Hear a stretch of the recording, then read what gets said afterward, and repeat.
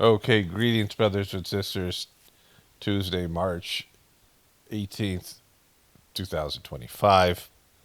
Um, I was talking to my wife about this last night, and it's something where, you know, whatever happens in an apocalyptic situation, the people who survive, and I don't want to call it luck as much as, luck is not a good word, but you're going to need some luck.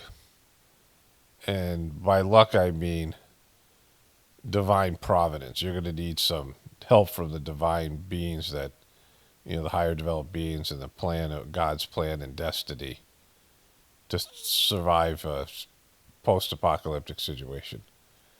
There's going to be mass population reduction, and not just in terms of dying or not dying. Like surviving isn't really a goal that I am interested in, right? Because as you get older, you just can't suffer through things. There's plans that my wife and I are making. There's things that we're doing farm wise and, just all of it. But there has to be, there's something I really can't, it's hard for me to describe, and I'm a little bit groggy today, and I just did a little voiceover. This is also going to go in the Journey series. You had a dream with Master Chargy in it, which the third mastered the Mark system, and I haven't had one of those in a while, and I'm about ready to do the Tuesday sitting, the meditative sitting that I do every Tuesday for gratefulness meditation. So it's a whole thing. But, there's an element where you just feel looked out after. And this happens in the Mark system. When we used to go to these gatherings, there was always issues, travel issues. Flying to India is a tough thing. So flying to India can take 24 to 36 hours, depending on how many flights you take within the U.S. You have to fly to an international airport, and then usually you would fly to either Europe or Dubai, a flight from New York or Chicago to France or England, or depending on the airline, or you'd go to some of these Middle Eastern airlines, Emirates, and some of these airlines, you go to Dubai or one of these countries there. They have these countries that are, have these, wealthy airports. I flew through Saudi Arabia a couple of times. They kept the airport. One time we had a 12-hour layover, me and my family. And because they have so much oil money there, they kept the airport at like 60 degrees. It was like freezing. It was maybe in the 50s. Like we were all cold. Like we couldn't believe how cold it was there. It was maybe the middle of the summer or sometime where, it was hot outside. It's probably 120 degrees desert. And they had kept the airport freezing. And we just were sitting there freezing. I had a hat, and we shared the hat. Everyone took turns wearing it. And we were sleeping in the airport, laying there just, a 12-hour layover. And probably was middle of the night when we were at home, body clock time. But you'd have to fly through, and sometimes there'd be multiple stops, and there'd be long layovers, perhaps. And so it took, 24 something hours, and you were flying basically to the middle of the, halfway around the world. There's 11 and a half, 12 and a half hour time difference between India and America. So India's a half hour. It's weird. They have a half hour time difference. Like they just decided to put a half hour in there. It's like the one country that has it, I think. And so it's a weird thing. So it's 12 hours is halfway around the world. There's these hour-long time zones that go from one section of the world to another, and India is halfway around the world. So it's as long a trip as you can have. There's also some, we're not like we're equidistant for India's south of the equator. And so there's some differences there as well, right? You see different things in the southern hemisphere. The sun is completely different in India. I mean, it's a weird thing. I'm like, wow, the sun's like completely different here. It's like softer. I mean, it's a just totally different thing. And so it takes a lot out of you. And going to these gatherings, even if they were in America, they would just be some rough. You go through this stuff called cleaning, which would often be illnesses and travel issues. There'd always be some complications with your with your travel, and you just had to push through. Even go to group meditation on Sunday. Like you'd wake up tired and just it was hard to get there, right? It'd be Sunday morning, and the energy would just be like almost like you didn't feel like going because there's cleaning happening. There would be resistance to going, and they'd feel the energy of the sitting starting, and it was easy to sort of show up late or like not, no sense of urgency. Every Sunday was the big meditation, like people go to church. There'd be a meditation at a preceptor's house or the ashram, depending on where you were. And there would be it'd be like at 9 a.m. or sometimes earlier, 8. Some preceptors had it like 7, which is tough for people to get there on a Sunday morning. Some preceptors had it at 10. And you're supposed to get there on time. And if you didn't, it was interrupting, right? There was a preceptor. Me and my family had moved from Massachusetts, where I worked at this treatment center, to Virginia. We were halfway between Charlottesville and Richmond. And there was a center, Abiasis, preceptor in Richmond. And me and my ex had just been unmade as preceptors. And, there was 6 kids and just tough time. We had 4 kids. My ex had 2 kids from a previous situation. And, it was just a tough time. A lot of different ways. It was always a tough time because of I've talked about some of the issues that were there. My ex was a abuse survivor, sexual abuse from her dad and physical, emotional abuse from her mom. At least that was her story. And she had these, all these related issues and then all the stuff that went with it. And like she was into the system, but, had her, she was always like, someone with a lot of victim consciousness and drama. And the guy who was a preceptor was a really nice guy. And he was friends with my brother, who had stayed with him for a long time. My brother got fired from a federal job as a counselor, and he pitched a tent in like this guy's suburban home. And my brother lived there like he was still in Vietnam or something. It's kind of a weird thing. But the guy was really nice, but him and his wife had both had a parent die. I think his wife blamed his God.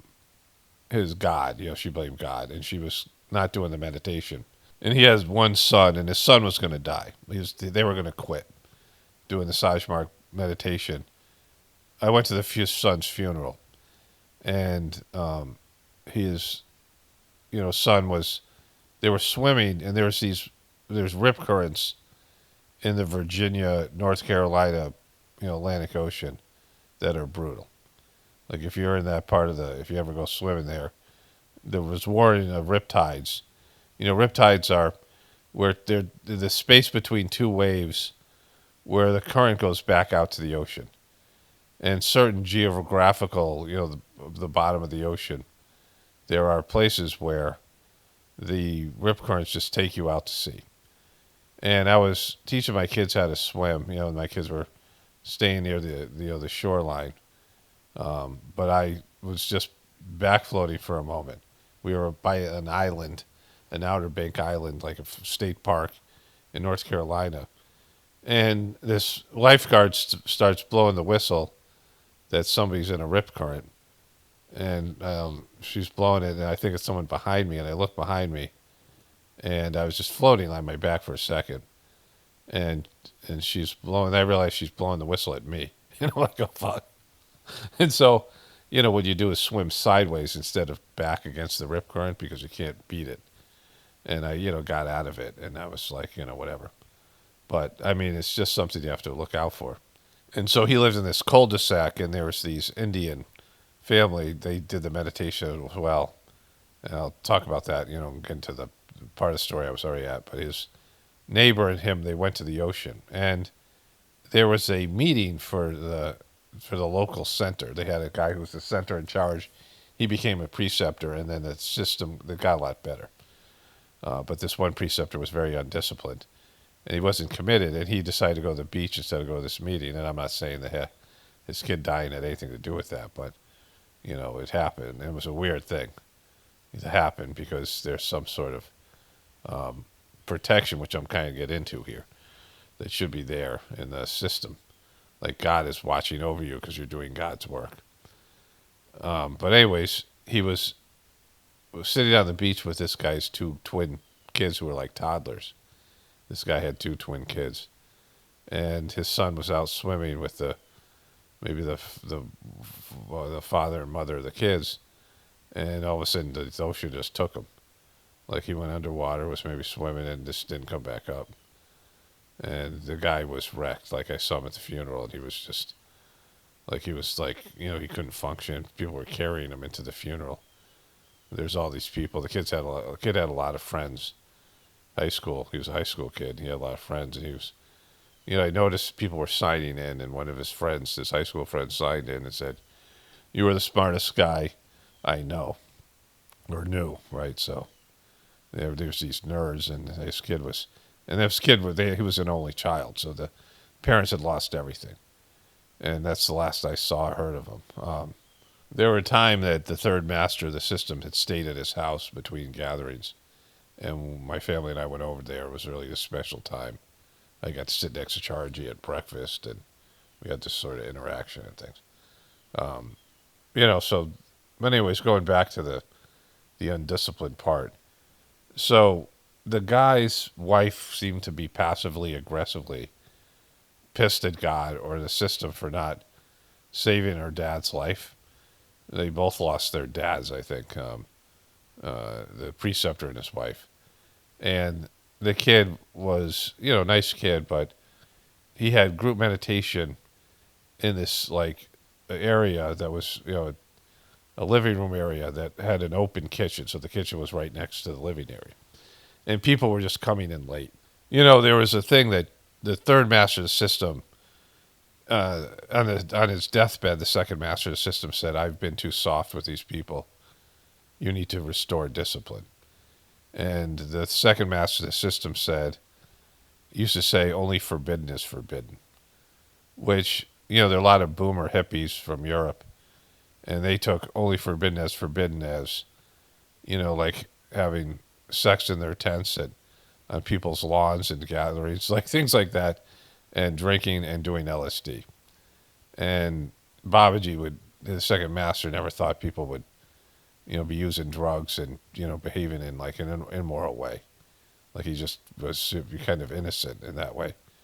And the reason he said he didn't want only forbidden is he didn't want to put a lot of do's and don'ts and dogma. He wanted people to choose to do the right thing. And he thought with the proper cleaning and the transmission that they would evolve. But I start hearing stories from people that, they were using these drugs and all these things were happening, and it was causing them spiritual issues. And some of them were like in Europe, they were drinking at gatherings, and, alcohol and drugs affect the subtle intoxication you get from the meditation. Like you feel this divine energy, like you have it's more subtle than like using drugs and things, because when you use drugs, there's side effects, and especially hallucinatory drugs, there's spiritual side effects. And they're not spiritual, they have a physical effect on you. People think they're having spiritual experiences, things that open up your mind and, all these things. They're not spiritual, they've changed your physical, anatomy in some way, so that things open up and or repair something or whatever, and you have hallucinations and you have these things. You have visions and whatever. These native cultures have been doing this for years, but these native cultures were not evolving spiritually. Using ayahuasca and peyote, they would have these experiences and epiphanies, but you can get much better epiphanies with just doing meditation that are clear and they're precise and they're not distorted by some sort of, physical substance, material substance.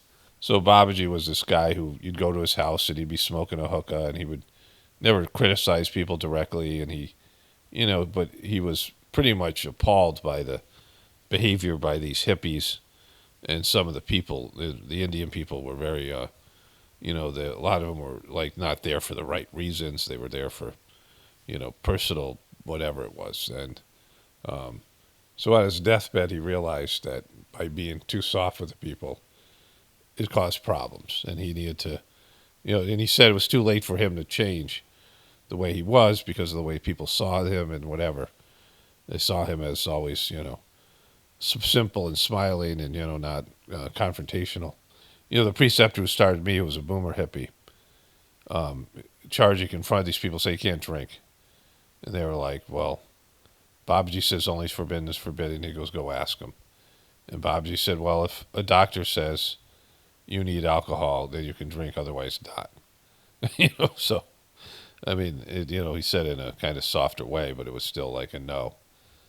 These things that are not, they interfere with the meditation. Any kind of, anything that distorts and that probably even go through some of the psychological medications, although there's people who needed the psychological medications or were on them, and they would act erratically. Crazy people really shouldn't do the Sajmark system. If you have some sort of mental illness, it just isn't. The transmission is going to exacerbate the, people who have severe mental illnesses. They can just get cleaning but can't receive transmission. The second master Babaji, we was in Europe, and people heard that this guy was coming. They didn't know who he was, and so this woman brought her husband who was crazy, and Babaji spent the whole night like reworking the guy's brain. And Chargy, like this third master, document this in his diary, and Babaji was up all night trying to help this guy not be crazy, and the guy's was like cured, and they're like, thanks, see ya. And so Chargy was lamenting these people bringing fucked up people to the mission looking for some healing, because that's not what this is about. It's about connecting to God. It's not here to cure crazy people or cure, diseases or any of this stuff. It's not for the material world. It's specifically to help you connect to God, and, it's a spiritual discipline. And so when Babaji passed away, Chargy, who's a big, gruff guy, and people, he was a successful businessman, and he wasn't, Babaji was like 5'2" and sort of like Yoda-esque, and Chargy was sort of gruff when he talked and intimidating. And he immediately imposed some rules that Babaji wanted imposed that Babaji couldn't do it. And one of those things was men and women sitting on different sides of the meditation, women on one side, men on the other. And part of that was you're sitting there with your eyes closed, and sometimes there was like physical contact because, if there's a lot of people in a gathering, you would be sitting on the floor, and people would be, they would be touching your legs. Would be, if you'd be, people are sitting cross-legged and their legs would be touching, and they're, and women didn't need to have, it's just better for women to not have that, right? Some level of, it's some vulnerability. You're supposed to be there spiritually, and, men and women like are fantasizing or, whatever, sexually, or just to protect the women from the, and also they have, women have different spiritual energies. And so, when I came in, that was the case, and I always knew it was good. But there's all these liberal women who were pissed off. They called Chargy a male chauvinist pig, and these were these hippies, these liberal boomer hippies and shit. And we came to America and Europe, and it was a new rule, and they were like all pissed off about it. And he was like, "Well, it's there to protect you." There's this sort of famous story. I heard this woman tell it a few times. This woman's like she runs her and her husband run a counseling seminars, right? There's these different counseling models. They both have PhDs, so they're like doctors, and they run these things. And this woman was very liberal, and she was, confronting Chargy about some of these rules. And Chargy was like, these aren't my rules. This is just, these are the rules. Like I didn't make these up. There was stuff that was supposed to happen. And she made some point, and she felt like she really nailed him. She got him, like she was arguing with him. And he looked at her. He said, "A mind is like a knife. You can use it to cut your bread, or you can use it to cut your throat." And he said in a way like she felt zapped, like she was like, "Fuck," like. And she said she sort of got it, like she got the thing. But so there was this, level of, it had to be a discipline. Like it wasn't just do whatever you want and, like mix different things. There's a spiritual discipline, and you had to do the way it was prescribed. And there's some, of course, Westerners have a resistance to authority, and they have a resistance to, somebody being like a spiritual guide or a guru or a master. Like people just in the West don't like that shit. I mean, in general, like everyone has those things they have to get over, like this idea of authority figure, because we're just, we don't have that. Like we don't have reverence for authority, and our parents and our grandparents, and they're just old people that we, for elder, the elder generation, and also they, the elder generations have sort of failed the youth time and time again, and so it's a whole thing you have to get over. So, the reason I'm telling all this stuff is that, I go over to this guy's house, this preceptor in Richmond. He had this Sats on. At first, it was at 9 o'clock, and then he switched it to 10, and then he switched it to 9 o'clock again. It didn't tell us, and we got there an hour late, and we were kind of pissed about it. And he was just all over the fucking place. And people would come in during meditation, and they would come in 10 minutes late. Like there was people just coming in 15 minutes late. One time the neighbor who had these two twins came in a half an hour late. And his wife and his son would come into the kitchen and be like making food and doing shit. Like you could hear them.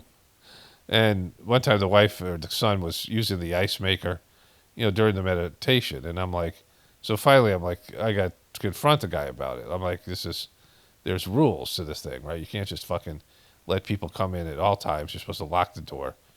People come in 1 or 2 minutes late, but next thing you know, the discipline just goes, and it's just, there's no respect for what you're receiving.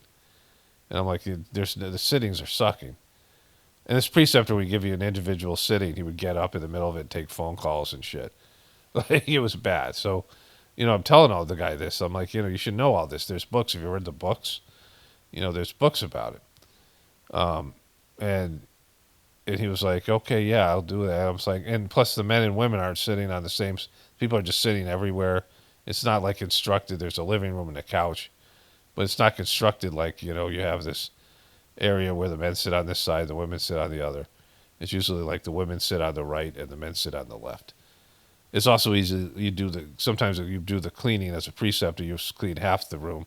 You clean the women's side and then you clean the men's side or whatever. And it's easier to do that when they're like women and men have, similar energies to each, men have a certain energy and women have a certain energy. There's almost like a malaise when you're going to group meditation and you have to like push through it to get there. And just like going to a gathering, like there's issues and, you have to like have some sense of urgency. And, it's like in the Wizard of Oz where they're walking through the poppy fields. Poppy fields they become opium and they all start falling asleep when they can see the Emerald City, but they're in these poppy fields, right? You're like, they're going to sleep and they're being put to sleep by the opium in the poppy fields, which is kind of weird shit for a kid's movie, but it's in there, right? And so, and the guy says, okay. And then he comes the next day and it's maybe a week after or 2 weeks after I talked to him. And he goes, there people are going to be a little bit late. It's okay we start late today. And I looked at him and go, what do you think? I'm fucking, I can give you permission to start late? Like, you don't understand what I said to you at all. You think I'm the one who's making the rules up? You think I have some position of authority? I was just telling you the way things are, and you should have already known. But you didn't read the fucking books, and you didn't listen to any, you have no idea what the system's about. Like, I could tell the guy was way over his head. And then, of course, his kid died. He disappeared forever, I think. Lost in his grief of his, they couldn't handle the death of loved ones. But what I should be saying here, like my point about this whole thing is that my experience with my life before doing Sajmarg and my life after is that I'm definitely aware of some sort of destiny and some sort of like protection. I want to say protection, just being looked after. And, of course you're going to die. Everyone's going to die, but it's not, there are things that if you were supposed to do something, like say go to one of these gatherings, you're supposed to be there. Like it's your destiny to be there. You might go through a bunch of shit and you might have a terrible flight and you might have you would be, layovers and things, and you might not feel like you're going to get there. And then things will happen, and then you'll still end up getting there. Like it'll be moments of doubt where you're like, holy shit. I'm not going to be able to do it. Like it's not going to happen. You might not have enough money to buy the ticket, whatever it is, and things just happen. So it's like you're supposed to be there, you're going to be there. And it's the same thing in the post-apocalyptic situation, and for people who do their meditation. Like there has to be some destiny for people who end up doing it. That's why a lot of people can hear about it and make it might even sound good to them, but it's just not in them. It's not, whatever. And so there's a lot of things that have to go right for people to not only survive but live in a way that's, I mean, it's going to be tough for everybody, but toiling and starving and being in this situation where you're starving and miserable and you're in a state of shock and PTSD and you live that way for 5, 6, 10 years, you're just praying to die. People who live in war-torn countries understand this because they've been through it already. Countries that have had some sort of apocalypse in their own country where there's a collapse of the economy, and you go from whatever your lifestyle was, whatever your life was before, and to what your life is now, and it just becomes a day-to-day struggle just stay alive. And that, there's no sense of, I mean, yeah, that might be good for your personal spiritual development, but in terms of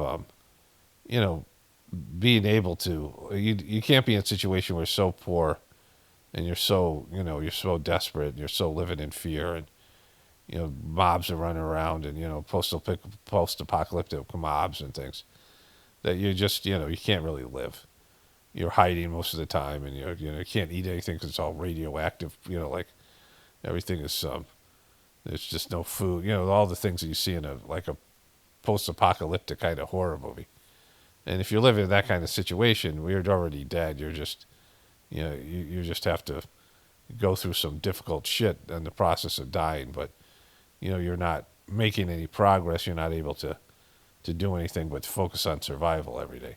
Waking up, angry and fearful and confused, and and when you're suffering from now malnutrition and you're not eating and all these things, you can't do anything. You can't get anything done. You can't progress. You can't, And I have no interest in that shit. Like if that's going to be the post-apocalyptic life, it's, unless there's some, movement with my spiritual stuff and the gratefulness meditation, and I'm not there just to survive, right? Just to live as long as you can. Like it's just whatever. I mean, that kicks in for people, but as you get older, it's just you don't have it. Like you're already making your peace with your your inevitable death, and a lot of people are going to die off during a post-apocalyptic kind of situation.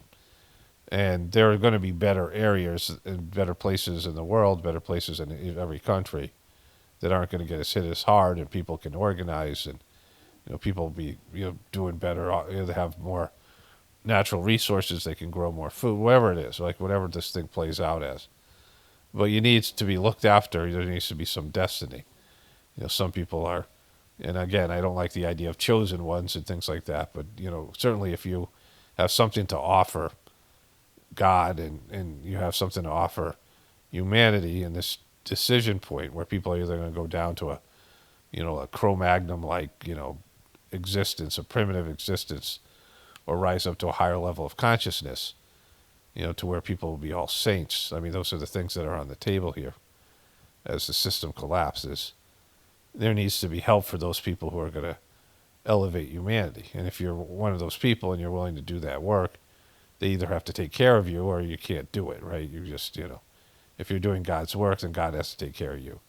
And there has to be something there. Like there has to be a commitment on your part to do what needs to be done, and to, to focus on and benefiting, the divine plan, working for the divine plan and benefiting people. And if you're part of that, then you should be taken care of. And if that's not the case, then there's going to be failure. Because that's how life goes. Like every day, you could get hit by a car. Like I was talking about how my wife and I were driving down this country road. And it's we're going to this sort of park, park with long walking trails. People bring their horses there to ride. It's like a, big area where there's maybe 100 acres by a river. And there's multiple things at this park. We've gone down the river in kayaks and things. And my wife and I are going there with our dogs. And we often used to go there with our kids. We'd walk around. There's this place where they have all these mulberry bushes. We have mulberry bushes on our property, and they're trees. We have trees. There's a difference between the bushes and the trees. The trees have, it's harder to get to all the mulberries. A lot of them are beyond your reach. But they're wonderful fruit. I never had them before.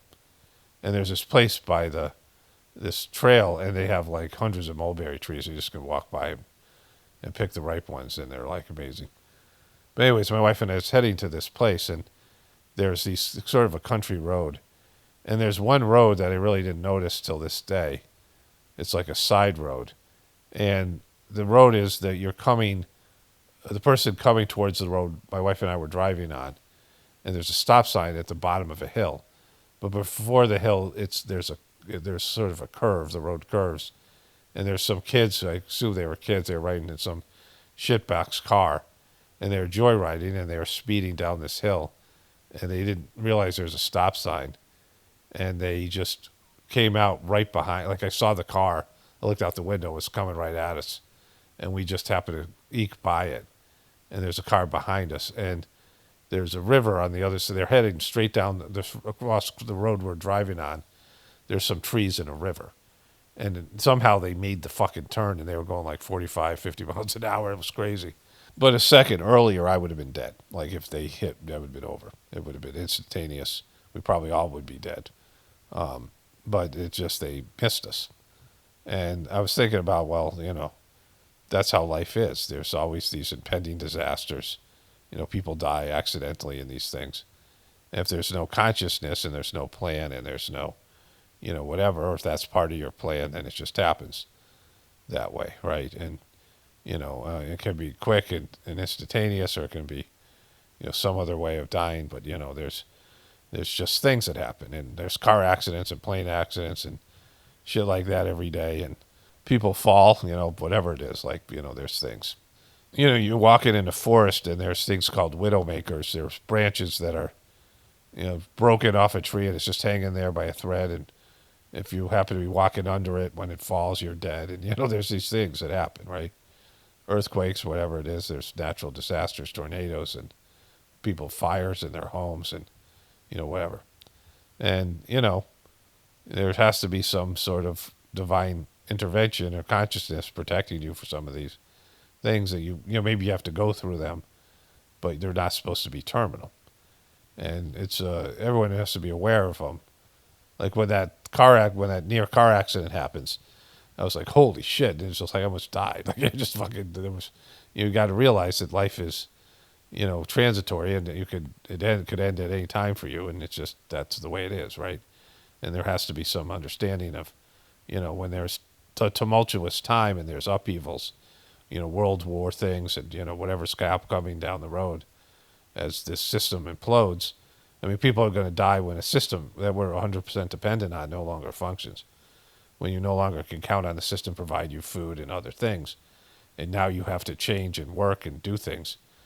People are going to drop like flies. And then, of course, all the other things that are going to be going on. So, to survive something like that and to be able to somewhat thrive and live a good enough life where you can, make some changes and, not just be in a, panic survival mode, flight or fight and, be in this, animalistic state where you're totally just focused on survival. It's going to take something that people would consider luck, but it's more than that. It's going to take, some sort of consciousness. And like I said, as far as I'm concerned, and my knowledge of it, and it may be wrong, but if it's it's what I'm going to go with. As long as you're working for God and you're doing God's work, and you're contributing to that in some way, it's up to God to keep you alive and these divine beings that oversee everything. There's higher developed disembodied souls that oversee evolutionary life on Earth, and there's a plan and a movement. And if you are willing to work for God, then God has to take care of you to whatever extent. There has to be some, conscious protection of you, especially in tumultuous times. And if that is the case, then it's going to, you're not going to want to live anyway. I mean, it's going to be so brutal. The lucky people will be the ones that die instantaneously and don't have to go through the changes that people are going to have to go through to, survive in a a post-systemic collapse in a system that we're 100% dependent on. Anyways, just want to share those thoughts. Let's get into the other stuff here. I just want to add a little something here to what I was saying. It's a very specific thing, and it's not. It doesn't translate well to any other sort of analogy or anything else because it's very specific to living a spiritual life, and then the specificity of the Sajmark system, right? So the Sajmark system is meditating. There's the practice of the system, meditating, up to an hour in the morning, preferably before dawn, because it's a better time to meditate. Then doing, at the end of your day's work, doing your cleaning sometime after you're finished with your day's work and before you go to bed. And then a 9 p.m. prayer for everybody in the world for 15 minutes, that praying all your brothers and sisters are filled with love and devotion and real faith is growing in them. And that's something that most people don't do, even devotional people. And then doing a prayer before you go to sleep so you connect to God during your sleeping hours. So that's the whole system. And then you go get these individual sittings from preceptors. And sometimes you get time. You used to get time with the master of the system when there was one, not with this clown Dodgy. And you go to these gatherings 3 times a year where there would be, the transmission cleaning was very specific, right?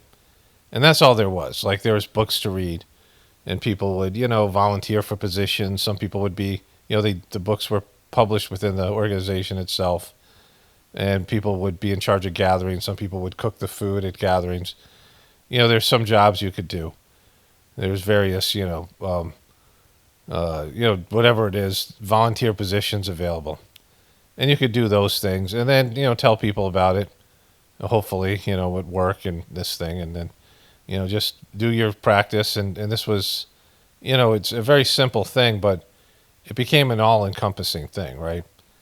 And the thing about this specific quality or this specific sort of dynamic is that when you step onto the spiritual path, and you can step on the spiritual path not doing Sajmarg, it's having an internal relationship with God. The Sajmarg system is like on turbo. It's like turbocharged with the transmission and cleaning. But when you step on the spiritual path, you make that choice. All right, I want to have an internal relationship with God, and I want to find out what my soul's path is and embark on that soul's path. Then something's activated in your material life. And it's not something that's, it's not like you become a superhero or fucking, you have powers or abilities or anything like that. I mean, in terms of you as a person.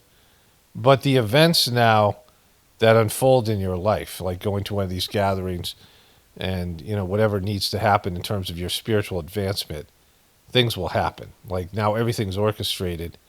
Whatever bad things or good things that happen in your life, the people that you meet, the interactions that you have, all are there to benefit you on your spiritual journey. The negative things are there to clean off things inside of you. The shitty people in your life, the ones that, are negative in some ways, or negative interactions or bad situations that you have, health issues, are all there to clean away whatever needs to be cleaned away. And then the people that you meet that benefit you in some way, or you get a good high-paying job or whatever it might be, that facilitate your ability to travel and open up free time so you can focus more on your spiritual practice. But just things happen. Like in a way there's consciousness in your life that wasn't there before. Because when you're just doing random shit happens to you. Like you're not directed, there's no focus, there's no goal. And just, you're going through life. And these samskaras open up, things that are part of your, these patterns of behavior, these patterns of spiritual, things that need to be accomplished on the material world. Whatever it is, like, if you're an alcoholic or an addict, that, your life unfolds to be that, right? But then once you join the spiritual path, then that thing has to be removed. So the events that unfold so that you get control over your addictions will generate, there'll be things that happen, so that'll happen. Like whatever needs to happen for you to move forward spiritually will happen. And then you just have to go along with it. You might resist it at first.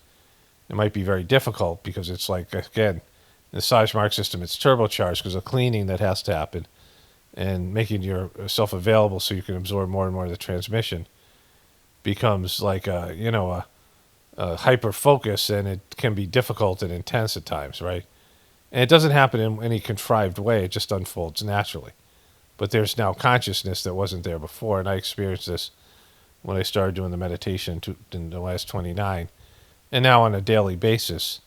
Like, like why is my YouTube channel still here, right?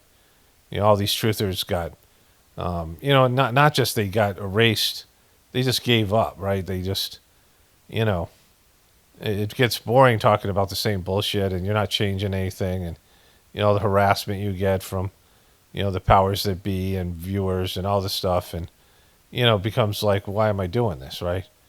And especially if there's no purpose to it, there's no goal. But when you have where I feel like a duty to talk about the divinity within people, and I have a different angle on this thing that isn't shared by anybody else in the truth community, at least some of these specific things about spirituality and the collapse and things.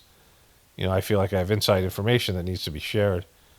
And so, it keeps me going because and I feel it, like it's just, it's motivating and it's inspirational, and, it keeps me, doing it because I feel like it's supposed to happen, right? This is what I'm supposed to be doing. It's part of my, whatever. And so, like, I make videos every day, and I work 7 days a week, basically. And I'm able to do that because it's, what I'm supposed to be doing. And, the energy that I need, the support I need to keep going just always shows up one way or another.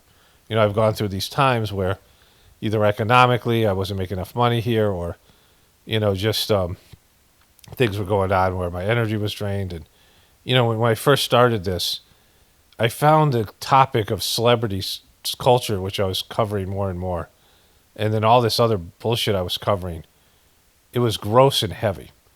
And I was in India, and I was going through this, transformational process there with the divorce, and people were turning on me and the organization and this whole thing. There's, Charji, the third master, died, and Daji was going to be a piece of shit, his successor, which I didn't know at the time.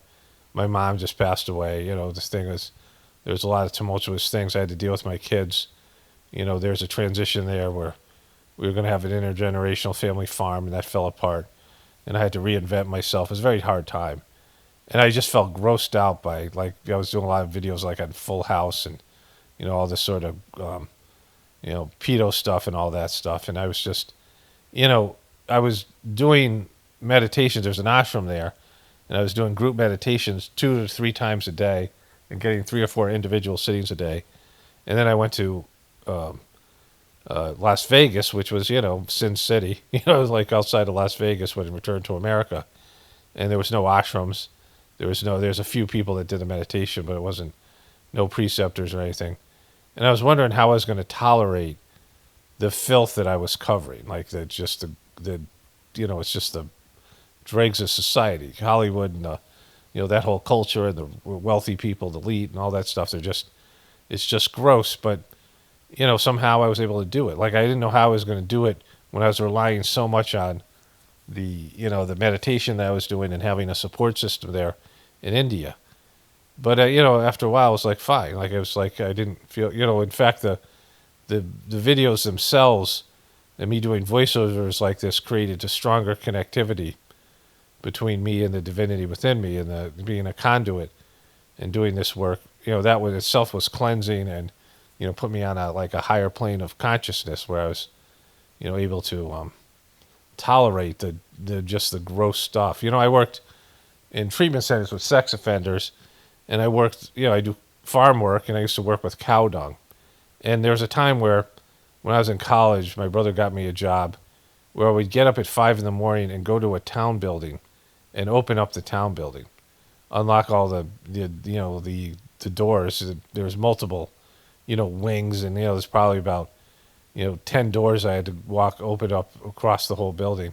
And then I worked for the Parks and Recs department, and I do janitorial work. So I was a janitor, and none of that stuff was nearly as gross as covering celebrities, right? Working as a counselor, working in treatment centers with the dregs of society, all that stuff is gross.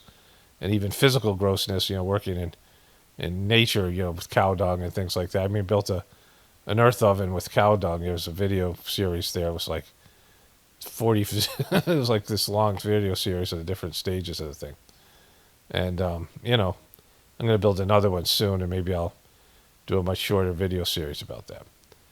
But, yeah, so there's all that stuff. But, the point here is that, when you commit to your spiritual path and your soul's path, there's consciousness in your life that isn't there. Like, things go from being random and not important because you're not doing anything anyway. You're just wasting time. And so there's no intensity. There's no higher level consciousness. There's no, like direction in your life. But when you commit to doing what you're supposed to do, things just sort of open up. Like, most people are wandering around just, banging into shit, lost, not having any real true goal or purpose, trying to get by, living for the weekend or some, just stereotypical American, lifestyle, like, football or this or that. And that's, all there is. And, the vacations or family, holiday things or whatever, and just, hating their job and, sort of a dead marriage and, being asleep and not, all the stuff, the sheeple stuff and all these things. And then there's the stuff that happens in the truth community where people sort of wake up a little bit and they get alive a little bit, but then they just buy into, Trump or some other bullshit thing and just, they go back to being sheep. And then there's, waking up spiritually where you're aligned with your soul, you're congruent with your soul, and there are divine forces at play. Everyone has a spiritual support team of etheric beings that are there to help you. And when you make that commitment to do what you're supposed to do and participate in, God's plan and God's creation, then there's just a different level of things, and just things work out. And they might not always work out the way you want them to. I mean, oftentimes they don't. But when they don't, the things that you don't want to experience that are sucky are there for a reason. Like, people say everything happens for a reason. Well, yeah, that's true for everybody, but it's more true for people who are doing, have found their soul's purpose and what their assignment is here, and are doing what they're supposed to do. And it's just like a whole different type of lifestyle. It's just it's like a next level thing. Anyways, just want to add that here, and let's get into the other stuff. Okay, so I want to start off with some funny shit here. If I had a wish list for my job here, there'd be that Instagool. Their videos were all sort of the same format, like other platforms, and there was a volume control button. The majority of my, people send me things. Occasionally I get an email like once a month. I don't even check my Pockets of the Future Facebook page anymore. And I get maybe 2 or 3, messages a day. Maybe now it's less than, because I haven't been keeping up with that. And, occasionally I get a personal Facebook message from, Facebook friends that are, I don't have that many anymore, and I don't pay that much attention to it. And so the majority of things I get sent are on Instagool. I get about 10 to 12 Instagool messages a day, and usually there's Instagool videos. And I have to fuck around with the volume. The volume's always different, and if I talk, the volume of my voice, it's a whole thing. But I do have some funny Instagool things. That being said, let's get into it here. Do you want something to eat? What are the choices? Yes or fucking no? I see this a bunch of times already. Somehow it's, imagine if there was a page dedicated to husbands. Well, it's not like, he's being victimized, but this is, just funny. But here's the early running for my favorite celebrity video of the year here.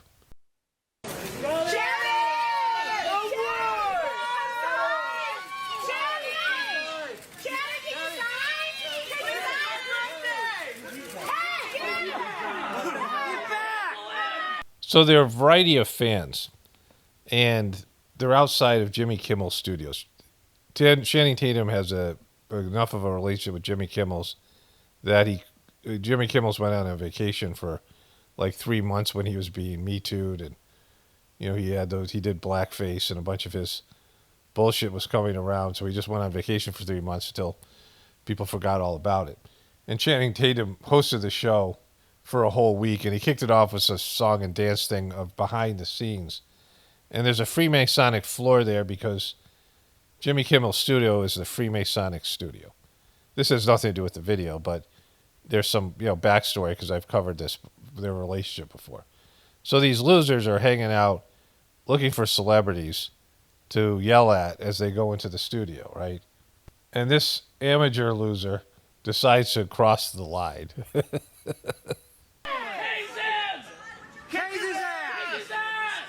Kick his ass! So this obese-looking, harmless-looking dude breaks protocol, and he sort of semi-jogs and flabs his way over to the to the security guard, and the other losers want him to be tased and want him to be beaten up. Right? He's going up to security guards and they tell him to turn around. There's no big deal, but they want him to be tased and beaten up, and that's not enough, right?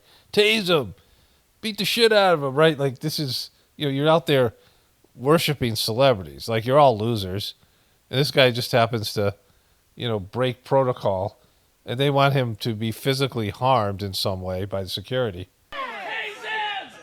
Kick his ass! Kick his ass! What are you doing? You idiot! Smash his camera! He's new! He doesn't know. Walk the other way, dude! Other way! Out!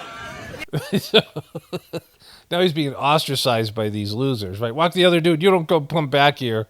These people sitting behind some barrier worshiping celebrities, trying to get a photo. Yell, hey, Channing Tatum, look at me. Look at me, Channing. Look at me. Right? So this guy is now being ostracized from these losers. They want security who are not cops, and even if they were cops, it would be illegal for them to tase him or beat the shit out of him and smash his camera. Like, they want all these harmful things. They could do it, but they're just losers behind a barrier. And now they're like shunning him. He's like the shunned Amish for Hollywood celebrity worshipers. And they're like, get out of here. You can't rejoin us, right? Get the fuck out of here, bro. Get out of here! Don't kill Drift. For real, why did you do that? You got fucking weird. Why did you do that? Do you really think you are allowed to do that? Okay, look. What do you think? I just want to know why you did that. Why do you get him No, why did you do that? You just wasted our time. Why did you? You just wasted our time. We were making progress. I mean, we're sitting here behind this barrier waiting for celebrities and Channing Tatum to come in and people like that. You just fucked it all up. Now our time's a waste. This precious moment. We're here on our day off. Yelling at celebrities behind this barrier, and you fucking wrecked it, bro. And why did you do that? Why did you do that? Like, what's wrong with you? Why did you do that? What's your internal workings for jumping the barricade? Why would you do such a thing? Like, why would you do that? Why would you do it? Do that? Fucking moron. What do you think we're back here for? I told you to get to the back of the line. Damn, you fucking untamed animal. Fuck you, bitch. So it ends with this woman saying, "You untamed animal," and him saying, "Fuck you, bitch." He didn't say anything to the guy. He just called him a moron because, he just want to have to fight one of these other losers. And he might have to fight the bitch, but who knows? But, I mean, just wonderful. Like, it just shows you, like, there's, the sheep getting mad. Like, this is their life. This is their day off. It's a big day. And somebody, throws a monkey, does something out of the allowed behaviors. And they completely lose their shit. Ceasefire shattered. Israel launches surprise Gaza bombardment. Crisis point. Trump administration barrels towards the edge. President erupts at federal judge. You should be impeached. Chief Justice rebukes Trump. Ex-Project 25 boss Trump 2.0 beyond my wildest dreams. I want to cover this thing in a bit. First thing is, the biggest thing is Israel. Israel strikes across Gaza, killed hundreds of Palestinians, and shatters ceasefire. These are war crimes. But Israel has no boundaries now because everyone's focused on the war with Russia and the Ukraine, and Trump is giving them a green light to do anything. And he's not going to turn that around because they completely own him, and he's handled on every possible level. We'll get to some of that in a bit. Here's from MSNBC. Israel shatters Gaza ceasefire with new deadly strikes. So, I say this over and over again. They believe that there was God-promised land to the Jewish people, which is Israel. This is the promised land given by God. This is their religion, and their religion is the basis of the jumping off point to Christianity. And you have evangelical Christians and various other Zionists. This is the Zionist belief that God promised them that this land. It's mentioned in the Bible, the promised land in the Bible. I'll try to find that and read the phrase. And so this is Israel right here, and this area right here, this little strip here. And this is Israel, and some of Palestine and some of Israel, but all the rest of this is the land that God promised them. And so all the people who believe that God promised the Jews this land believe this is the land that was promised. And so they're eventually going to go into all these countries, half of Iraq, 2/3 of Syria, the kind of good part of Saudi Arabia, a good portion of Egypt, and other countries like Lebanon and these smaller countries, right? And certainly all of Palestine. And so that's what they're going to get. This is a land grab, and I keep on saying it, and I think most people understand that. And so this is what it means. This thing right here, this is the greater area here of Israel, Gaza, this land here. So this is the area, and where am I? I don't even know the fuck I am here. There's the Ukraine. There's the Middle East, Syria, and stuff here. Gaza. I was looking at the wrong place. All right. So this is it right here, right? And this all this land. A big portion of this land is Israel, and they have access to these two different oceans here. These bodies of water, and it starts with Gaza. Like Gaza's like the crown jewel for them, beachfront property and natural gas and oil off the shores and these things, which we've documented. Trump wants to turn it into, I don't know, this. I mean, this whole thing, right? And so this is where this comes from, right? What's next for Gaza? And Trump's, all on board with this. He still has it up. I mean, it's such egregious. It's so bad, right? Fucking horrible. Bearded dudes dancing. Trump's big fat head on a balloon. The ships, him dancing with that dude, Elon Musk, doing his money dance, and hummus, big Trump statue. These fucking things, and Elon, and these two fat fucks sitting by a pool. Trump Gaza, right? And they did it as a joke. They were doing it as satire, and Trump took it serious. And so, Israel turned it into this, and Trump wants to turn it into that. All right, so this is some Bible verses. I'm not sure from which Bible, but Genesis.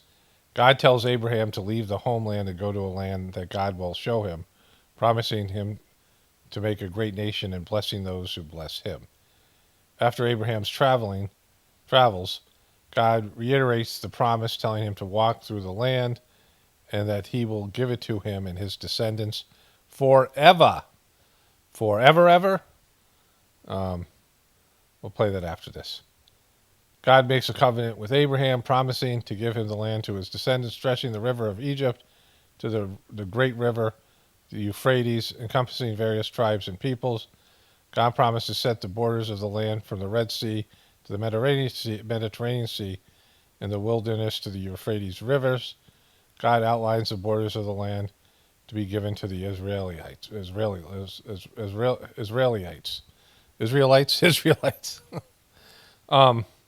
So these are various verses, but the key word here is forever, ever. Feel like this forever, forever, forever, ever, forever, ever.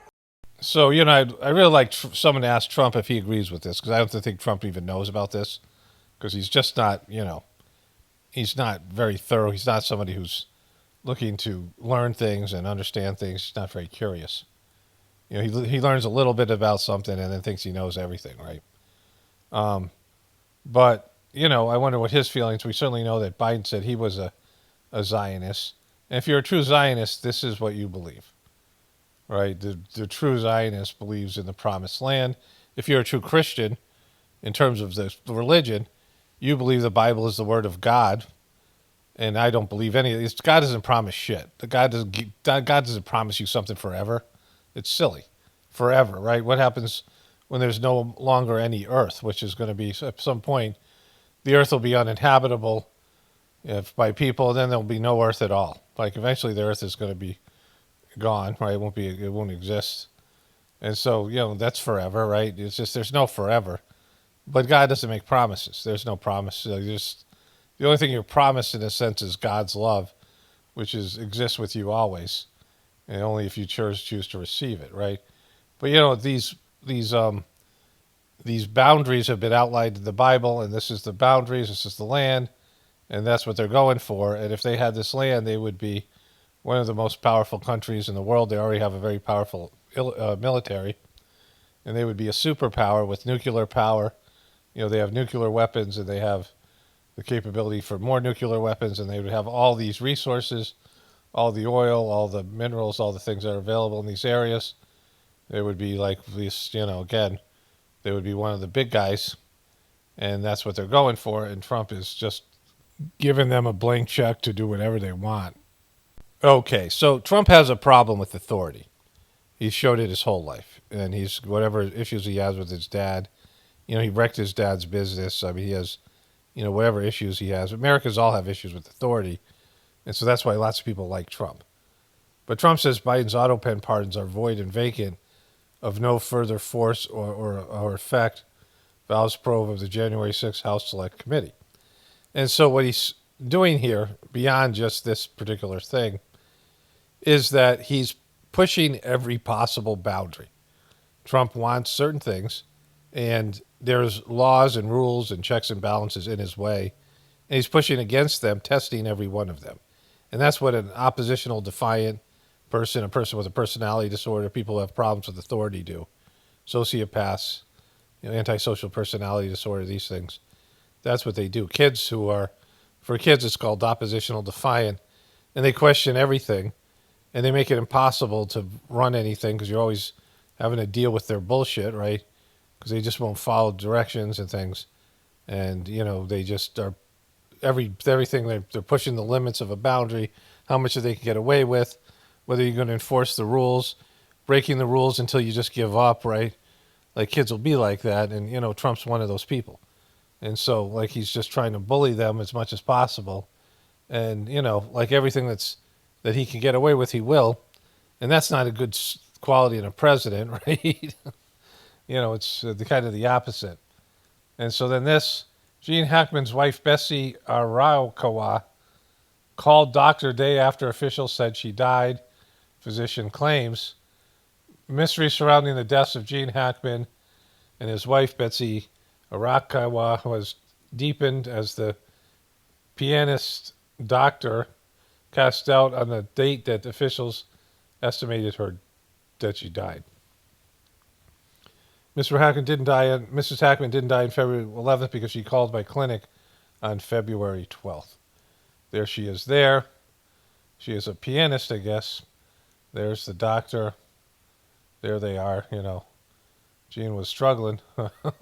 Kanye West declares men make final decision after releasing song with daughter North against Kim Kardashian's wishes because he included Diddy. I don't know exactly what went on. Vowing to go to war with his ex-wife Kim Kardashian over a song featuring his eldest daughter. The daughter is heavily auto-tuned, so I don't know if she has any abilities. I don't know what his thing is with his daughter, trying to make her into a rapper or whatever it is. We know what it is, but he does must be like he's interviewing or has a conversation with Diddy in jail, and he recorded it and put it in the song, and then he says some other things like stuff about money power. There they are, the happy couple. Some other things that are kind of interesting. It's not a horrible song, but the conversation with Diddy just really doesn't make much sense. he seems to, anybody who gets canceled, he seems to embrace them. And, this is classic Kanye. And so before we get into Trump stuff, this is the executive orders that were signed. George Washington signed 8, John Adams 1, Thomas Jefferson 4, Madison and Monroe 1 each, 0 by William Henry Harrison. And then they kind of go up here a little bit. Rutherford B. Davis signed in 92. That was sort of the biggest one, 79 by Andrew Johnson. And then they go up into the hundreds here. And then Theodore Roosevelt, again, World War II. There are times where you had, was Theodore Roosevelt, I'm not sure who was the, Franklin D. Roosevelt, at 3,721. But it's also how big they were, like what the executive orders involved, right? Like how with policy changes. Some are smaller than others. And it wasn't until George W. Bush where Dick Cheney said, like what Trump's doing now, let's just make laws by doing executive orders. And so the executive orders weren't as many as Ronald Reagan, but the way he used them, that's Herbert Walker Bush. His dad had 166. George W. Bush had 291. But they were more substantive, and they were pushing the boundaries. And then Barack Obama followed suit because once that happened, and again, Trump did a lot in his first term. And again, some of them are more severe, right? And then Joe Biden only did 162, but a lot of those ones were very egregious, which we know. And Trump is already up to 89 in his first couple of weeks. So these are all big ones. Like a lot of them are, questionable whether he has the legal authority to do some of the things he's doing. And that's going to all flesh out later. But it's interesting to look at this because we see all this kind of stuff unfolding. So this happened. Sir, there were 18 Secret Service agents protecting Hunter Biden in South Africa this weekend. Who's paying for that, and do you plan to revoke the Secret Service protection? Well, we have done that with many. I would say if there are 18 with Hunter Biden, that will be something I'll look at this afternoon, okay? So he just found out Hunter Biden's got 18 Secret Service agents, and he's up to some bullshit in South Africa. Sir, I just heard about it for the first time. So you have 18 Secret Service going. Where is he exactly? In South Africa. In South Africa. And South Africa, is on a watch list. You know that. Because what they're doing to people is brutal. And I've stopped having money go to South Africa. You know that. Billions of dollars. Billions of dollars they cut off to those motherfuckers. And now Hunter Biden, we gotta get that motherfucker too. So he's in South Africa. That's very interesting. Very interesting. I bet he's up to no good there. Let's send troops. Let's annex South Africa. Let's just call it Africa America into the south, and we'll annex it. It's part of it. It's another. We're just going to grab it along with red, white, and blue land. Okay, so I've come to really dislike Megyn Kelly, a.k.a. Nicole Brown Simpson. Unbelievably, the New York Times comes out with Glenn Greenwald. The piece dated yesterday, March 16th, by opinion columnist Zeynep Tufekci. We were badly misled about the event that changed our lives. We were badly misled. Somebody online changed it to, we badly misled you about the event that changed our lives. And that's a much more accurate headline from... Okay, so this is the New York Times. The problem I have with Megyn Kelly is, and all these people, a little less so with Tucker Carlson, and again, if somebody goes in the right direction, great. I'm not going to, I'm happy they do, but they're not going in the right direction because they're not calling bullshit on Trump, right? They're embracing Trump whilst saying they're reversing their opinion on the official story. They're not calling bullshit on Trump's Operation Warp Speed, which Trump caused that whole issue. Remember, Bill Gates said he thought that the vaccine was going to get done too soon under Trump. He was looking at 2022, and had that happened, there would have been no mandates.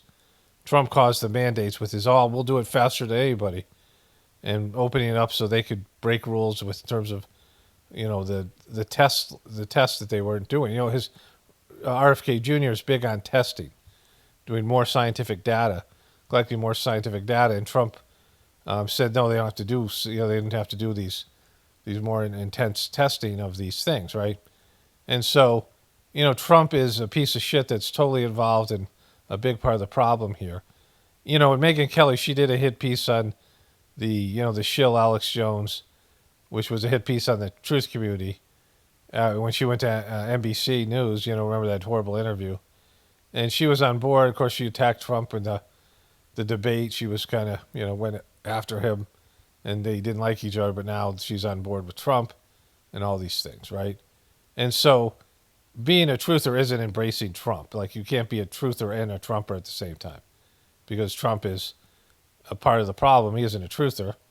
He's a big part of the problem. He's their weapon, their asset.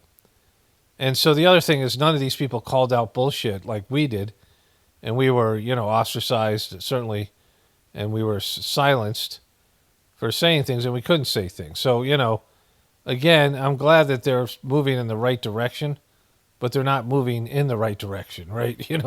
They're only moving slightly away from the mainstream story, but they're going to the secondary bullshit level of right-wing truther. From the New York Times. Glenn, this is so infuriating to me. The whole thing is about stuff you've known, your audience has known, me and mine too, and most people who have been independent thinkers, or certainly as part of right-wing media, people who listen to Rumble. We've known this for years. You haven't known shit. Since 2021. But here they are, 2025, with an aha moment on... Which is what you've totally done with your career. Like, you're mocking them or saying this shit. You weren't one of us. You're one of them. And then you started to move away from the mainstream story, but still retaining the Trump bullshit, right? And, this is the piece here.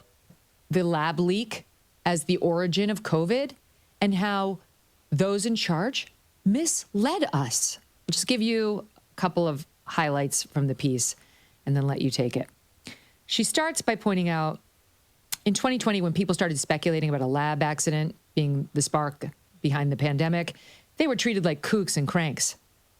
By whom, again? Zeynep? Who is treating them like kooks? Okay, just her sanctimonious bullshit.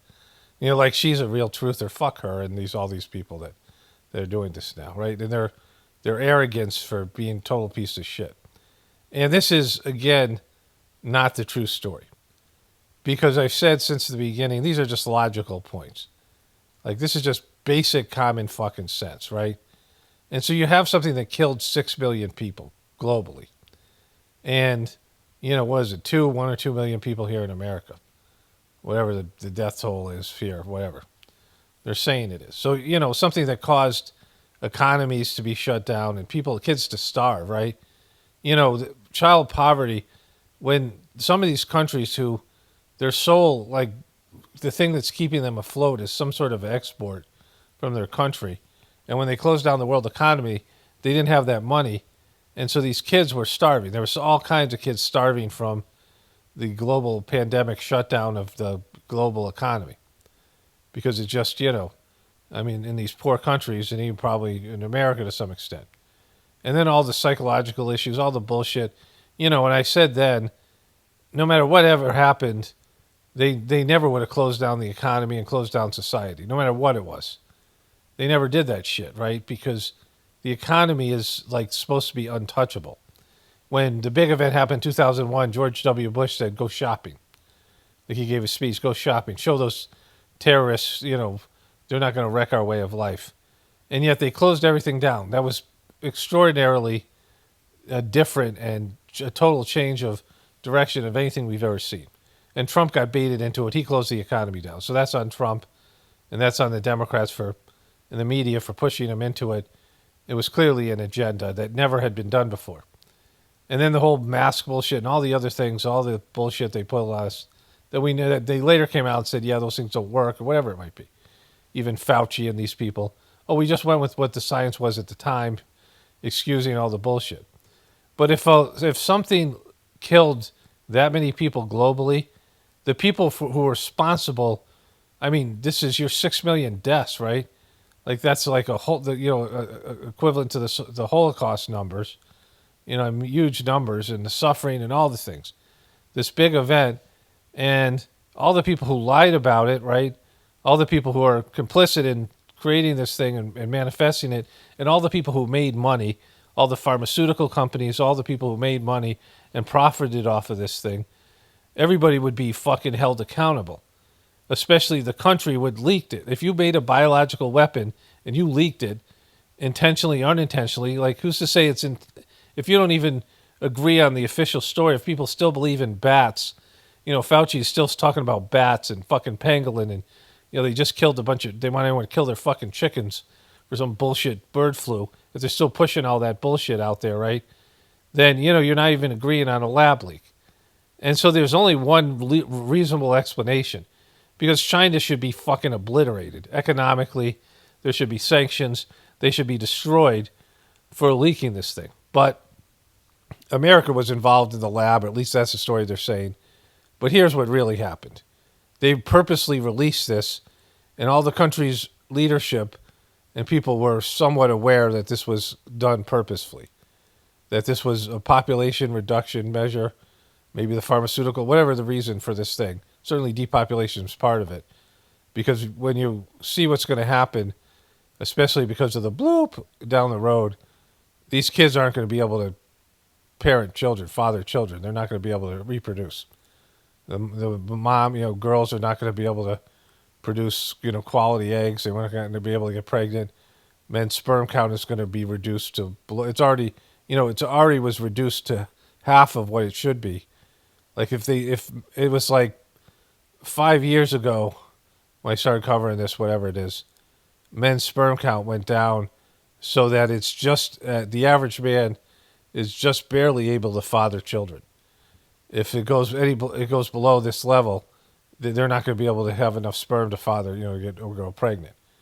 And so this is all part of this shit, right? And so the only really reasonable explanation is they released a biological weapon that wasn't really deadly as much as it was, people have issues now, health issues, because of it. And then the cure for it is even worse. And now you have kids suffering from cardiac arrest and those things, blood flow. That has a lot to do with reproduction. Of course, now with 5G and 4G, those things are going to have effect and already have an effect on people reproducing. And there's just going to be way less babies. There's going to be a time where there's going to be more deaths than births. And that's not that far off. It's already down significantly, right? The number has gone down by something like 10 or 15 billion people. There are more deaths. There's 10 million more deaths and like 5 or, it's like 10 million less births. So it's gone down in just recent time, and it's going to go down, consistently go down over time, right? And so she's not calling out any of that shit. Neither are any of these people. They just go along with the secondary story. And the secondary story is worse than the first because you get all these arrogant truthers and arrogant people like this C word, who come in and pretend they know shit and they're the carrier of the banner of truth because they have the secondary story and they're the truth seekers and they're truthers. And fuck all these people, right?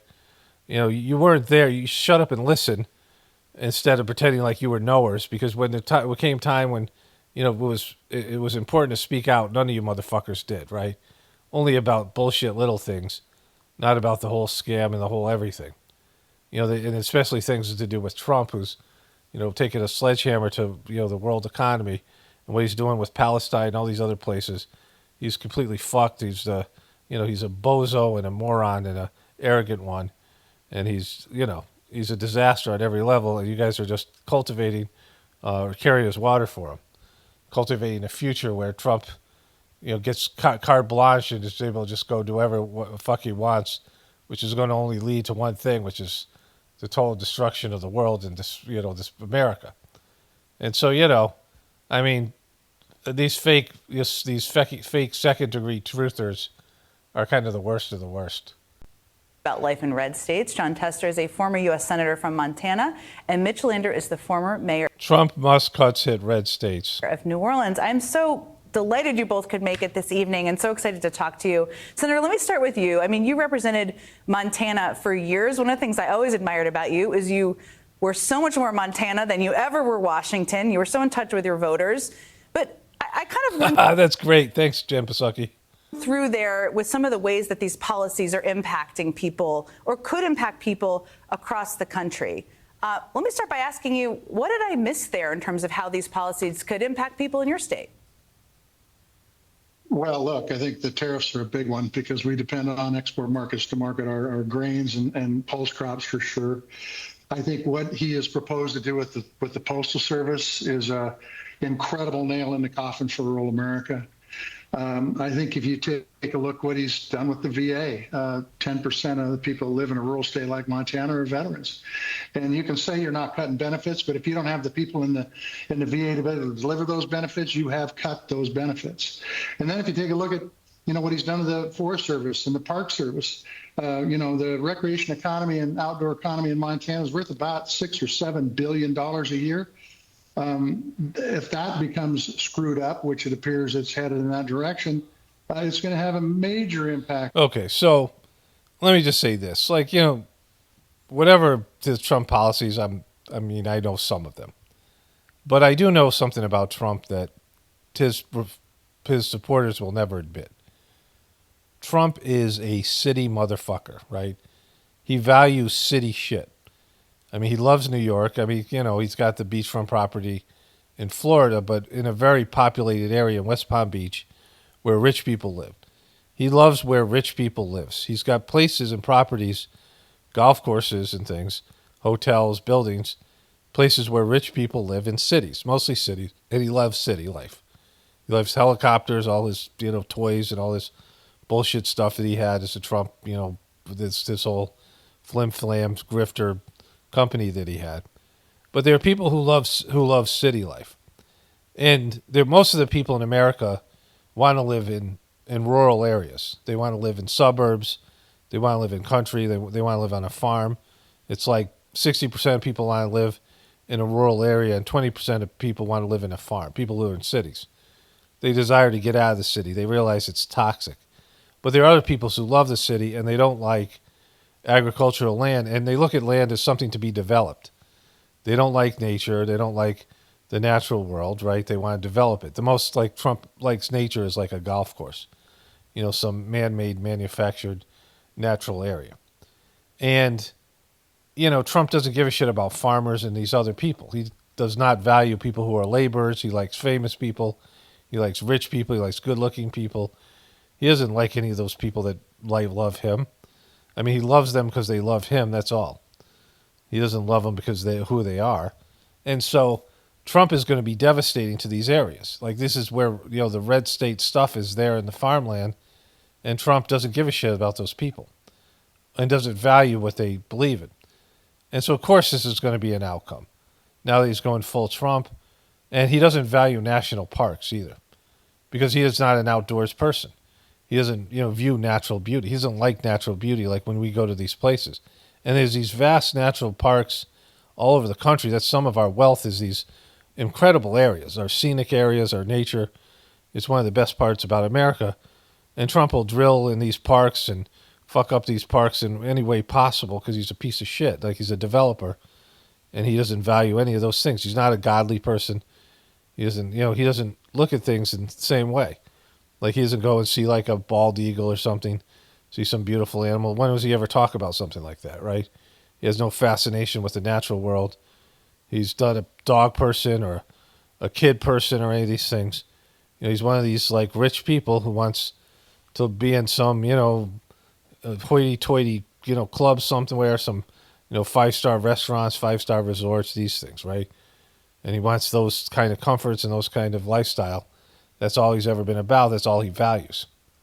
On the economy in the state. So I agree with you. I think that if you take a look at what he is doing, and he did this in the last term, pitting Democrats versus Republicans and liberals against conservatives, he's now doing it on the world stage. He's trying to pit America against everybody else except for China and Russia and North Korea and Iran.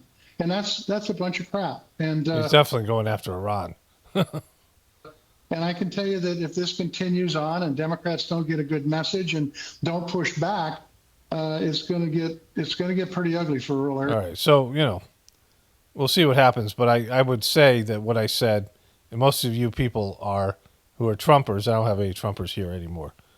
I mean, I don't even know why. Trumpers. I mean, they're not truthers. Like, they're just in denial. They're like, in such a bad way. But anyways, that's Trump's. One of the first actions authoritarian leaders take when they come to power is to define the parameters of acceptable speech, and perspectives that challenge or threaten their agenda are swiftly penalized.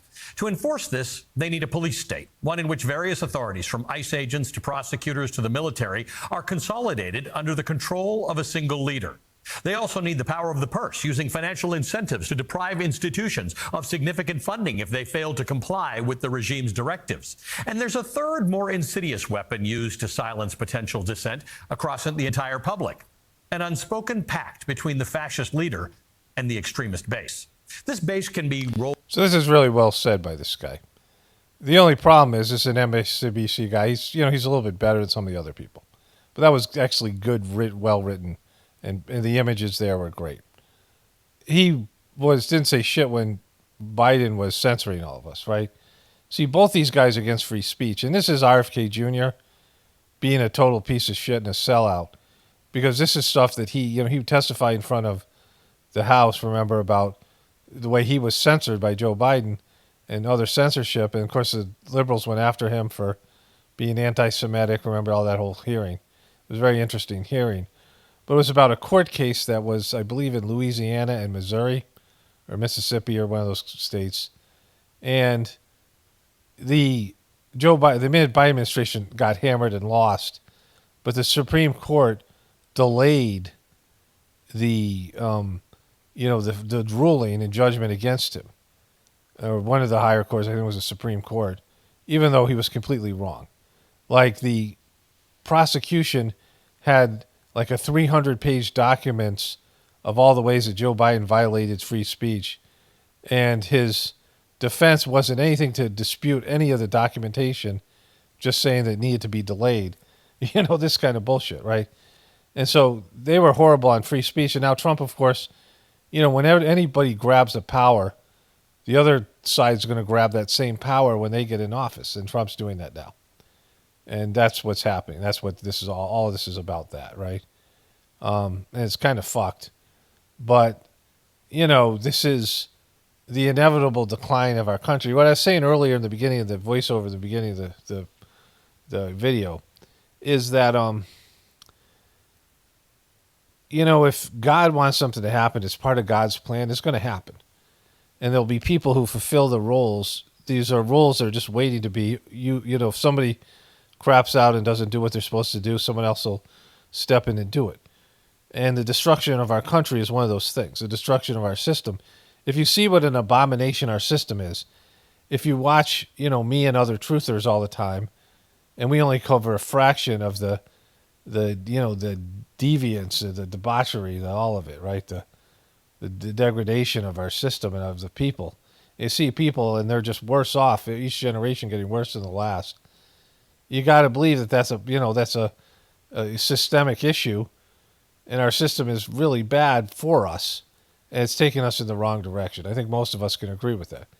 And whether you believe there's a solution or not, the main solution would be destroy the system and do something new. At some point, the system can't be salvaged or saved. The civilizations, things just end. And that's happening because it's part of God's plan. There's nothing anybody can do about it because it should happen, right?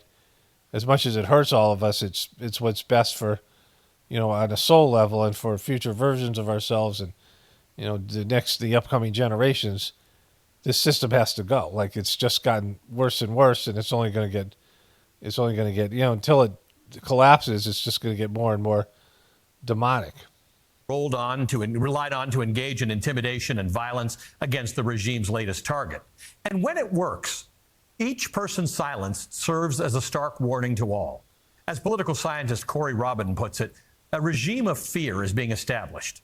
Through the chilling of speech, through self-censorship, the state transforms its citizens and institutions into active participants. But we all felt that on the other level. You guys didn't cry about it then. and what was being done to the rest of us. So not just truthers, but right-wing people. And we ought to all go along with your fucking demonic, immoral bullshit, right? And so, like, you guys started this thing. I mean, you could say Trump started it, and it's been, going on for a while. But Biden took it to a next level. Now Trump's taking it to another level. And it's, martial law is going to be part of it, right? Okay, so I haven't been able to catch this show yet because I know what's going to be. It's going to suck. And I don't want to dive back into Alec and Hilaria Baldwin. I got a couple things. I got another thing from Ellen. Celebrities I've covered in the past, a little bit of an update. But watch this here. Of this. Season 2? Do we know anything? See, we want more of this. Season 2. Look at this fake thing she does. Let me go back and watch that again. Watch her face, their superficial reaction. The Hilaria show. No. I think we're gonna see. We're gonna see how it feels to have it be out there. It's gonna be great. You're a winner. Oh my God! When I'm talking, you're not talking. Sorry. No, when I'm talking. When I'm talking, you're not talking. When I'm talking, you're not talking.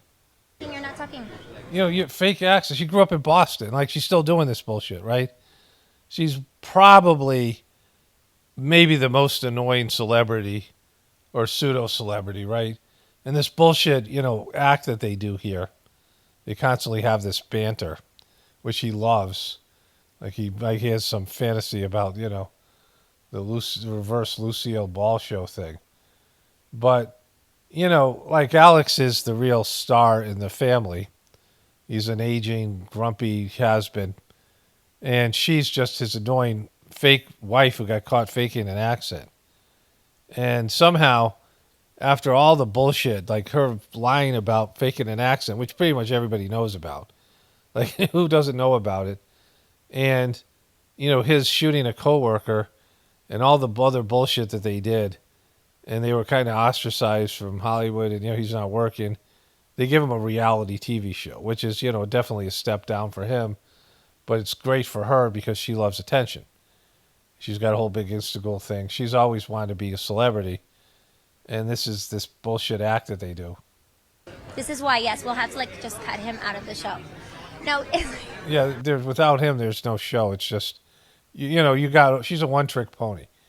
Like, after you deal with the whole thing that she grew up in Boston, Spain, right, in a suburb in Boston with English, Scottish parents, right, very white parents who vacationed in Spain. She's there's a lot of girls like this in the Northeast, in Boston, Connecticut, New Hampshire, these places, elitist girls, and, they're just very annoying. They like this. She's just a stereotypical for anybody who's lived in this area. And, she's very unlikable, right? So other than the fake accent, there's nothing interesting about her. I mean, I think this is a really raw show, and it's raw. You and your kids? Real, and we took a lot of chances. And what chances? We took a lot of chances. That we'll see where it leads us. We'll see what it feels like to have be out there, and then we'll see, if people like it. That's another thing too, So. Yeah, well, I don't know why they would, but you'll get enough of an audience to keep it going. Spent your career in Hollywood, but I have to know, because we are loving the show, by the way. We're loving getting to know your family. Is it harder to memorize scripts or be yourself on unscripted television? Be yourself. Oh, it's so hard. It's so hard, yeah.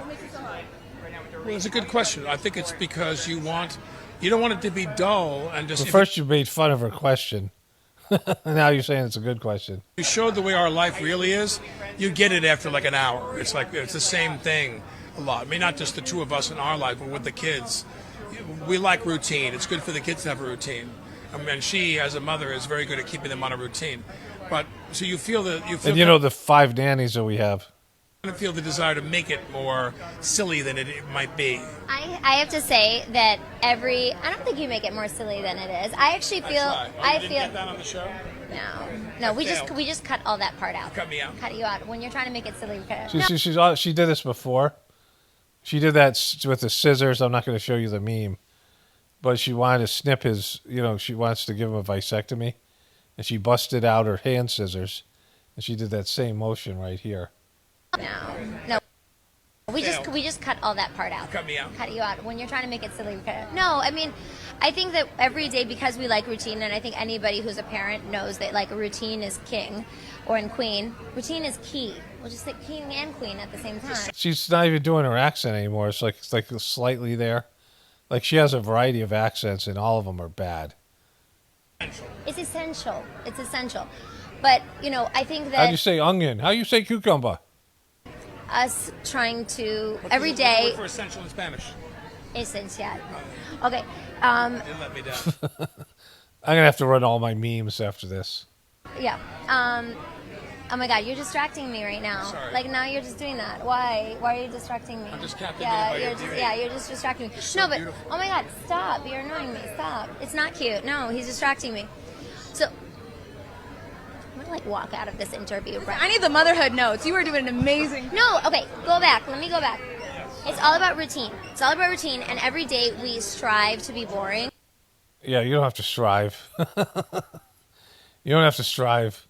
I mean, just this annoying thing that the banter they do, and her accent, her ever-changing accent, her chameleon accent, her being from the rare.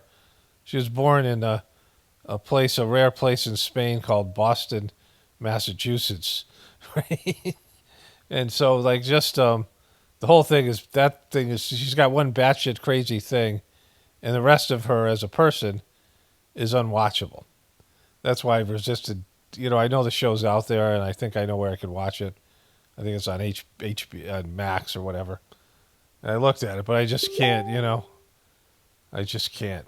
I know it centers around her, and they're trying to make her great and all that shit. But most people know it's bullshit accent, right? She's not Spanish. She didn't grow up in a Spanish family. English is her first language. Her parents vacationed and now live in Spain. But her mom was like a doctor and dad was like a businessman, successful people. She went to private school. And her name was Hillary Baldwin Thomas. I'm sorry, Hillary Thomas something. Whatever her name on her birth certificate is Hillary. She wasn't Hilaria. Like, that's the kind of thing when I took Spanish when I was in 8th grade, I was Pablo, right? Because you had to have you had to have a Spanish name. Like, she was known as Hilaria, which I don't even know is a real Spanish name. Hilaria, right? So it's just, we know. Okay, so it's Hillary Hayward Thomas. I remembered it while I was editing.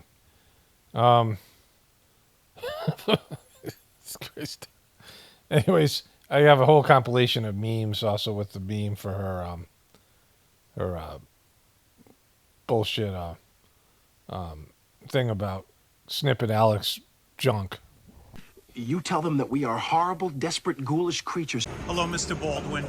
You're in my way. Sorry, sir. Get out of my way. Sorry. Out of his way. No, it's the other car, Alec. Figured men do it. Why can't I do it too? There's so much collaboration. There's so much sisterhood right now. And yeah, I would say hopefully we're done. But we still have to, Alex still has to go and do his part. Boom, snip. You got to de-nut him. You got to de-nut Alex. This is great. Watch it. He's got to do his part. Say hopefully we're done. But we still have to, Alex still has to go and do his part. Look at her look at her face when she makes this scissors. She wants to de-nut this guy. I mean, she's been a disaster for Alec, right? Consider the source. Oh, she's a white girl? Yes, I am a white girl. I am a white girl. So, for example, my wife's on the phone with her hairdresser or her friend. She's like, really? Okay, I can't wait to see you. That's going to be great. Fantastic. What time? 12 o'clock? My wife is from Spain. Mm-hmm. And she said, blah, blah, blah. We have very few ingredients. We have tomatoes. We have, how do you say it? Cucumbers. We have red pepper. We have, of course. It's not easy. And I think part of it is that I'm in shape before I have a baby. Yeah. And then I stay active when I'm pregnant. Yeah. And I'm not trying to stay thin. I'm just trying to keep my circulation going and stretching and keep my muscle tone up. And then we're having a baby. It was a surprise, a wonderful surprise. And one time at band camp. It was a surprise, a wonderful surprise. And one time at band camp. It was a surprise, a wonderful surprise. Well, there was a scream I heard, which is the scream that's normally reserved if there's a spider in the house on Long Island. I'm not exaggerating. So the first part of the book is philosophy on how to live very namaste. I have 3 little babies. I live kind of a crazy life between work and them and everything else. So it's just, you know, how to stay calm and centered and deal with things that are coming at you. Then we could talk about food. I'm going to kick your culo. It's gonna kick my culo. I'm going to kick your culo. It's gonna kick my culo. Honey.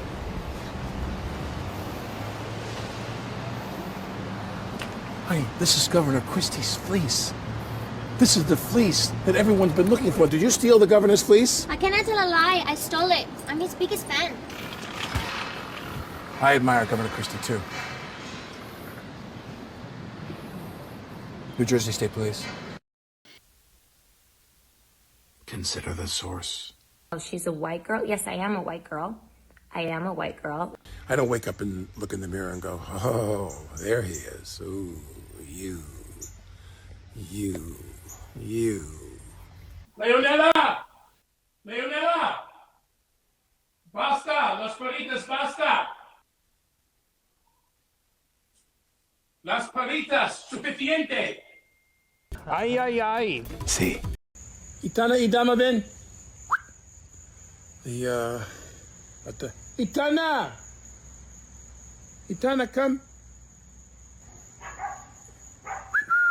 Tama! Itana! Itana! No! Come! Itana, come! Itana, hush! Being upstaged by a dog. That's where my career is at right now. Itanta! Come! Ay, ay, ay. See. It's been a little weird. Well, here we go. Oh, good girls. Hey, Tanta, come and sit, baby. Hey, Tanta, come. Hey, Tanta, come. That's my cue. Shh. Sit. Come here. Hey, Dama, come. It's hilarious. He'd be talking to his dogs in a Spanish accent. Like, that's how effed up things, right? Alec, your bitch doesn't speak Spanish. I mean the dogs. Trump is alone. Trump is an anomaly. Trump is a maniac. We some island boys doing cameo. Woody Allen's a perv. Alec Baldwin shot his coworker, and his wife thinks she's Spanish. And we're on Cameo. I'm going to pick that up. And Cameo, we're island boys, and let the island boys. Message to say how sorry I was and shooting famous cinematographer. And then the gunshot, as you all know, the cinematography. I want to apologize. I'm sorry that Vladimir Putin has effed with me again.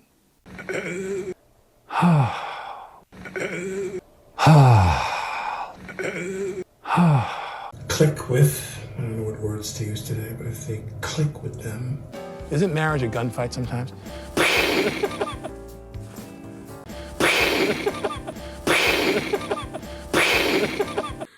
I'd light up a couple usually when I was working, because I'm so nervous when I'm shooting to get the job done. When I was shooting, or just stupid behavior. When I'm shooting. Well, we're having a baby. How about that for a project? Ay, ay, ay. Cravings here. Okay.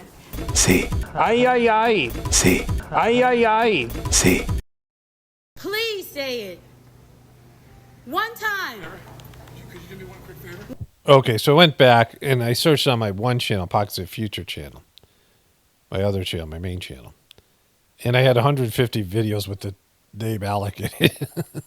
So I scrolled through them and I found another meme. I'm going to put all my memes together in one meme because I'm always having to do that and edit that. Like it's worthwhile. And I found a couple of things that I had missed. So there was a time that somebody wrote some nice things to Alec on a Splenda packet in the diner.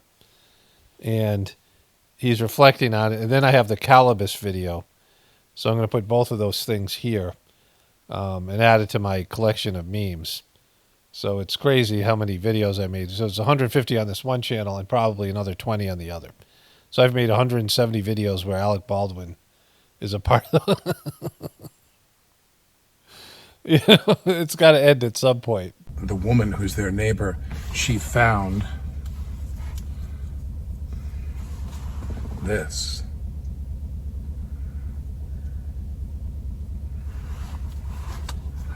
I can't. She found the Splenda packet. This is such a great meme. So this is, right in the beginning of the Helena Hutchinson thing when he was being trashed by everyone on the media. And everything was going south on him. And someone wrote him a nice bunch of notes on a Splenda packet. And he lost it. And his neighbor found it and brought it to his house. So then he took a trip to London for some reason. And this is where he really looked like the character Calibus that I was talking about. So let's, anyways, it's self-explanatory. This is when he used to post a lot of videos. But Alec has now put out 2 videos in the last couple of days. He's looking rough. Like, look at him right here, right? I mean, those like, it looks kind of like Calibus. Calibus, is that what it is? Calibus from Clash of the Titans, right? Like he's got some Calibus stuff working there. And so, all right, let's take a look at his videos here. I'm going to go ahead and record this because I think it's funny. I bet it's going to be hilarious. I get to the airport. I fly on a sleeper flight. And I get to the airport. And I get through the immigration. And Wait, are you at the airport? I'm not clear on that point. Are you in airport? Because it's not. You haven't made that clear yet. Looking Calibus like, huh? Get my bags, and I'm heading to the car that's going to drive me to where I'm going. And the driver says, yeah, we're going to go to the car park. And I'll do my bad accent. It was horrible. Almost as bad as your Trump impression. Fake. Okay, so that's quite a... I just watched that myself. I had to edit out. Some of it was doubled up, so I got to redo that fucking compilation. I edited out some of the stuff, though. Some of the doubles. Anyway, so somebody sent me this thing on Ellen, and it's a deep fake, and the deep fake is fairly realistic. But she's apologizing for some vague thing. And I looked for the source video, and it's clear that there's no source video. She didn't release this herself. And she hasn't posted anything controversial. She's not really posted on social media. But this was from about 10 days ago. And there's all these videos I found that are, talking about her saying this very vague thing where she's apologizing for something or talking about some tragedy, something in the world. And since it's not Ellen, it's a deep fake, they're just, but it's amazing how deep fake technology is, when I'm making this clip, I don't even know it's deep fake because it looks realistic. Her face is a little bit maybe different, but not, she's been away for a while. I don't think that, anyways, you can check it out for yourself. Okay, so let's go to this dude here, Ellen's apology. I think I called her the green-eyed gremlin or whatever it is. Just things ain't working out for Ellen.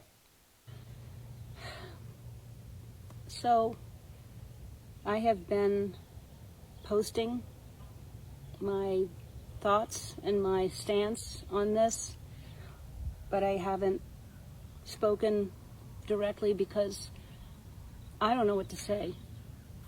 Maybe you could say that you're sorry for the shitty show that you put on for years and how it was. I think this might be about Israel. So there's no context. Someone just sent me this. I'm not sure what maybe there was. I didn't read it or I can't remember it. It's been up for a while. And so I have no idea what she's talking about here. But remember, she got canceled for being mean to her staff, for abusing her audience, for pranking people in ways that were kind of creepy and, just humiliating. She was a gatekeeper under the guise that she was the Be Kind lady. She had this whole game show that was about humiliating people, right, which she indulged in. And, she's got a cruel side, but she was one of these 3 people that I covered, Tom Hanks, and Will Smith, who were given the good guy narrative. She was the be kind lady, and she never was that, right? But now all of a sudden she's into social issues. I am so sad, and I am so angry. You look sad and angry. And I know I'm not going to say the right thing. I know that there are going to be a lot of people who are going to be in disagreement with what I say, but It's not the internet. They'll totally agree with you. I mean, it's just the internet. I'm sure that everyone's going to agree with everything that you say. I have a platform and I have a voice. So does everyone else, like who has social media. You might have just more people because you were semi-famous once. But, we all have a plan. We all can do this. And I have always stood for equality. I have always wanted to be the voice for people who felt like they didn't have a voice, because I know Except for your employees that you were abusive to, right? That feels like. And maybe you don't agree with how it's coming out, but you have to understand it. You're the best person at coming out. And then we can heal it. Okay, you got to understand that then we can heal it. Those are the processes. I'm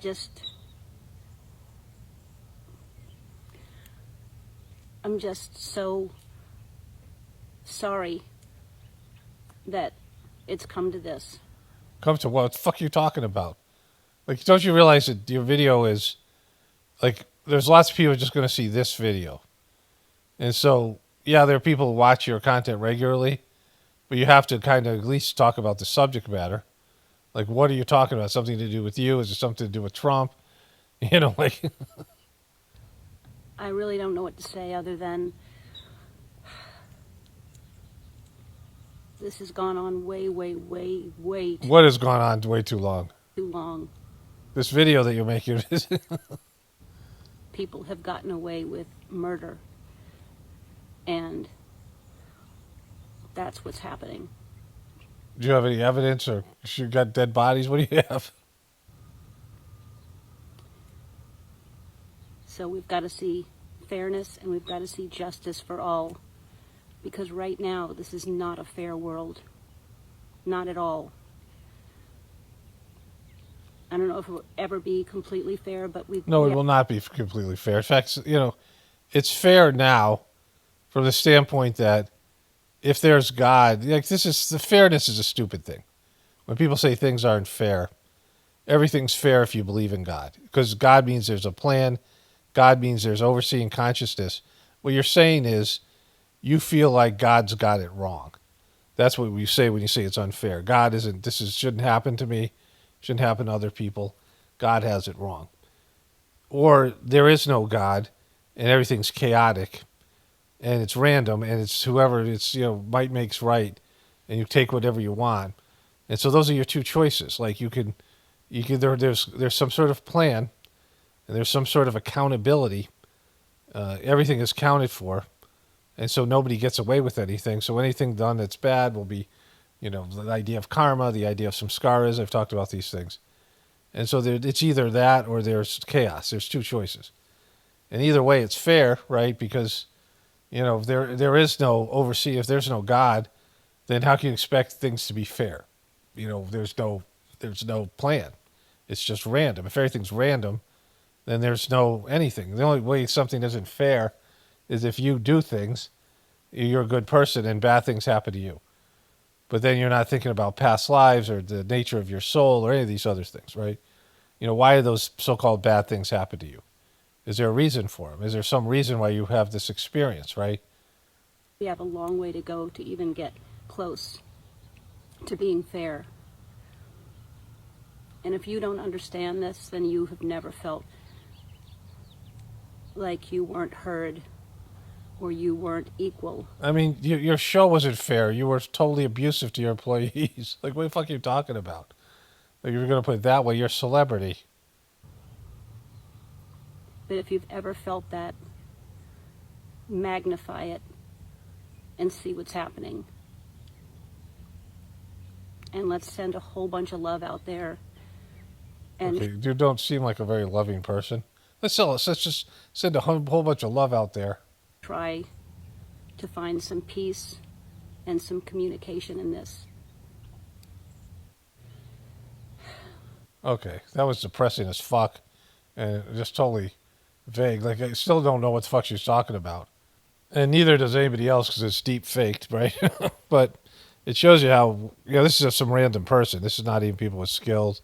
I showed you the Trump video, which is AI generated. So, you can't trust videos anymore. And this thing looked kind of sketchy and didn't make a sense. And when I looked into it, like most people won't, it was clear that it doesn't, it isn't on any of Ellen's social media pages. And there's nothing of substance on any of her social media pages. She's not even really posting on social media. But like I said, people just passed it around like it was real. Anyways, let's wrap this one up here. Only spirituality will save this world. It's Paul Romano, definitely reporting for the Apocalypse. And the Ascension, everyone have a blessed day and be grateful.